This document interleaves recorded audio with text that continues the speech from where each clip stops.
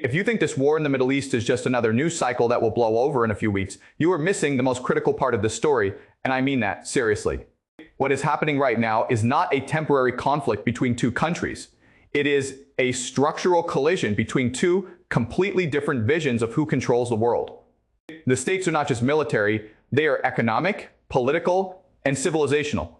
So before you scroll past another headline about bombs and drones and oil prices, stay with me, because in the next few minutes, I am going to show you exactly what is really going on, why it matters to your life personally, and what comes next if this kind of analysis is useful to you. Make sure you like this video and subscribe, because this is exactly the kind of content we break down here every week. In this video, we are going to answer 3 questions. First, why is this war actually happening? Not the surface reason, but the real structural reason underneath. Second, who are the actual players and what do each of them really want? And third, what are the most likely outcomes in the next 30 to 90 days, and how does this hit you directly? Let us start with the context reset, because the headline is wrong. The headline says this is a war about security threats, about nuclear programs, about terrorism, about regional stability. But if you zoom out and look at the pattern over the last 20 years, the real conflict is not about any of those things. It is about something much bigger and much older. It is about control. Control of oil, control of trade routes, control of the financial architecture that holds the entire global economy together. The media narrative focuses on the military dimension because missiles and explosions make for good television. But the structural reality is that this war is being fought over whether the United States can maintain its position as the dominant power in the most energy-rich region on the planet. That is the conflict. Everything else is noise around that core fact. Now let us do what this channel always does and build the power map. Let us go actor by actor and separate what they are saying publicly from what they actually need strategically. Start with the United States. Publicly, America is saying this is about security, about protecting its allies, about preventing weapons of mass destruction from falling into the wrong hands. Strategically, what America actually needs is to preserve the petrodollar system. Here is how that system works. Since 1973, almost all oil in the world has been traded in US dollars. This was a deal between America and Saudi Arabia. The Saudis sell oil in dollars. America protects the Saudi regime, and because everyone in the world needs oil, everyone needs dollars. That creates permanent global demand for the US dollar, which allows America to print money, run deficits, fund its military, and maintain its empire. The biggest constraint America faces right now is that this system is fragile, and a conflict that it cannot win quickly threatens to expose that fragility to the entire world. Now, publicly, Iran is saying this is about resistance, about sovereignty, about refusing to be bullied by foreign powers. Strategically, what Iran actually needs is to survive and to demonstrate to the region and the world that it cannot be forced into submission. Iran's biggest constraint is that it cannot match American military technology directly, so it does not try to. Instead, it fights asymmetrically, using drones, proxies, and economic leverage to make the cost of war unbearable for the other side. Iran has been preparing this strategy for 20 years. This is not improvisation. This is a carefully designed plan. Now, Saudi Arabia and the Gulf states, publicly, they are saying they want stability and peace. And strategically, what they actually need is to stay on the right side of whoever wins this confrontation, because their survival depends on it. Their biggest constraint is that they are geographically and economically exposed. The Gulf Cooperation Council countries get 90% of their food imports through the Strait of Hormuz. The desalination plants, which provide the majority of their fresh water, are vulnerable. If this war escalates, they are not bystanders, they are hostages. And then there is China. Publicly, China is calling for dialogue and restraint. Strategically, China needs this war to continue just long enough to weaken American credibility in the region and accelerate the shift away from the petrodollar system without escalating so far that it disrupts its own oil supply. China is the largest buyer of Iranian oil. Chinese ships pass freely through the Strait of Hormuz, while others face restrictions. This is not coincidence, this is calculated. Now let us get into the structural facts, because this is where the real story lives and where most coverage is completely failing you. Structural fact 1. America's military is designed around air power, and air power is losing its cost advantage. Here's the math. One American interceptor missile costs somewhere between $3 million and $10 million, depending on the system. One Iranian drone costs approximately $50,000. So every time Iran launches a drone and America tries to shoot it down, America spends at minimum 60 times more money than Iran spent to create the threat. Iran does not launch one drone, it launches hundreds simultaneously, overwhelming defenses and draining stockpiles. We have already seen situations where a single ballistic missile was targeted by 11 different American interceptors and still got through. That is tens of millions of dollars of American military hardware expended on one incoming missile. The most powerful military in human history is now in a race against the clock. Before it runs out of the weapons, it needs to intercept cheap Iranian technology. That is not a headline you are going to see on mainstream television, but it is the reality on the ground. Structural fact 2. Iran controls the Strait of Hormuz, and that changes every economic calculation in this war. The Strait of Hormuz is the narrow waterway through which approximately 20% of the world's entire oil supply passes every single day. If Iran closes or even partially disrupts that strait, global oil prices do not go up by 10%, they go up by 50% or more. The head of BlackRock, the largest asset management company in the world, has publicly warned that a prolonged disruption of the Strait of Hormuz could push oil prices to $150 a barrel or higher. That means global recession. Not a slowdown, a recession. Every country in the world, including the United States, pays the price for that, and Iran knows this. It is not a threat. Iran makes casualty. It is the central pillar of its strategic deterrence. Structural fact 3. America's political will to sustain this conflict is limited and declining. Less than half of the American public currently supports this war. The administration is trying to push through a massive war budget in a Congress that is deeply divided on fiscal spending. Every casualty that becomes public creates political backlash at home. And here is the asymmetry that matters most for Iran.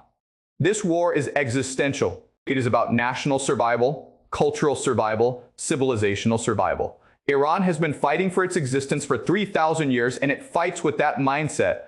For America, this is a foreign policy choice, and foreign policy choices can be reversed when the domestic political cost gets too high. That gap in motivation is one of the most underestimated factors in this entire conflict. Now let us run the scenario engine. From this point, 3 realistic paths exist. Scenario A is the escalation path. If American airstrikes fail to produce any significant change in Iranian military capability, and if Iran continues to harass shipping in the Gulf and drain American interceptor stockpiles, the administration faces enormous pressure to escalate to something more decisive. A ground component, a naval blockade, a strike on civilian infrastructure. If that happens, Iran activates its regional proxy network across Iraq, Syria, Lebanon, and Yemen simultaneously. The Gulf states, caught in the middle, begin making quiet back-channel arrangements to protect themselves regardless of what Washington wants. Oil prices spike past $120, and the global economy tips into recession territory. This is the worst-case scenario for everyone except Iran, which has been preparing for exactly this outcome. Scenario B is the negotiated exit. If domestic political pressure in the United States builds fast enough, and if back-channel communications through Qatar or Oman produce some kind of framework agreement, both sides find a face-saving off-ramp. America declares partial success, Iran stops escalating military activity, and the Strait of Hormuz returns to something resembling normal. This is the scenario that financial markets are currently pricing in. It is also the scenario that requires the most political courage from an administration that came into this conflict without a clear plan for how to end it. Watch for early signals here. If American officials start quietly engaging Omani or Qatari intermediaries, that is the tell that Scenario B is activating. Scenario C is the wildcard entry. If China calculates that American credibility is sufficiently damaged, it may choose this moment to apply simultaneous pressure in the South China Sea or over Taiwan. Not military action, but coercive signaling, troop movements, naval exercises, restrictions on rare earth exports. This forces America to split its strategic attention and resources across 2 theaters at the same time.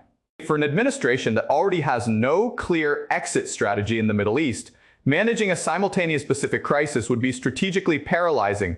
Watch for any unusual Chinese military activity in the Taiwan Strait or around the Spratly Islands over the next 60 days. That is the early signal for Scenario C. Now let us bring this home, because this is not just a foreign policy story. This hits you directly, and it hits you in ways you might not be thinking about. If oil goes to $120 a barrel, you feel it at the pump within weeks. But you also feel it in your grocery bill because food distribution runs on fuel. You feel it in airline tickets, in shipping costs for everything you buy online, in the cost of manufacturing goods in America. The inflation the Federal Reserve has spent 2 years trying to bring under control gets reignited not by domestic policy failure, but by a war in the Persian Gulf. Your purchasing power goes down without your wages going up. Your 401 kilobits and your investment accounts face headwinds as corporate earnings get squeezed by higher energy costs across every sector, for working Americans already stretched thin by the last round of inflation. A sustained oil price shock is not an abstract geopolitical event. It is a direct reduction in quality of life, and it is one that has nothing to do with your own financial decisions or your government's domestic policy. It is being decided right now by actors 10,000 miles away. There is also a deeper long-term effect that almost nobody is talking about. If this conflict continues long enough to visibly damage American credibility in the Middle East, the Gulf states begin quietly diversifying away from the dollar. Not all at once, not dramatically, but incrementally. They start accepting yuan for oil sales. They start building reserve positions in currencies other than dollars. Each step is small, but each step moves the world a little further from the system that has allowed America to run massive deficits and finance its government on borrowed credibility. When that system weakens, the cost of everything the American government does goes up. Defense spending, social programs, infrastructure. The fiscal space that Americans have taken for granted for 50 years begins to shrink. That is the slow-motion consequence of this war that will not show up in a headline tomorrow but will shape American life for the next generation. My read on this is the following. In the next 30 days, expect the military dimension to stay intense while both sides take the measure of the other's staying power. The real decision point comes in the 60 to 90-day window. By then, either the domestic political cost in America becomes high enough to force a strategic recalibration, or the economic disruption in global markets forces a diplomatic intervention from parties outside the conflict. Most likely, China and the European Union acting in parallel. Short-term, the headlines will stay military. Long-term, the real battle is economic and financial. And that battle will determine who wins this, not the bombs. The scenario I consider most likely is a messy, face-saving, negotiated pause that neither side can call a victory, followed by a prolonged period of lower-level tension that slowly reshapes the regional order.